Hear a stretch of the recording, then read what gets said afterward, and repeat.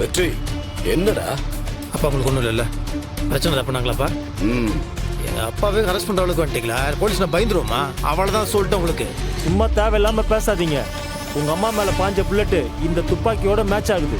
அதனால இவர்தான். சார் சும்மா இருக்கணும். மேடம்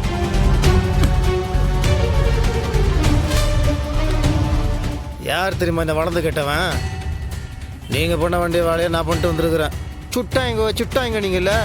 சுட்ட துப்பாக்கி எங்க அப்பாது, உள்ளுந்து தோட்டா எங்க அப்பாது. ஆனா சுட்டது எங்க அப்பா கிடையாது.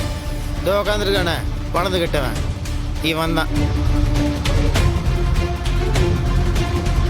மூஞ்சப்பாரு இப்போவாது கொஞ்சம் விசாரிக்கிறது. டேய் சொல்றா.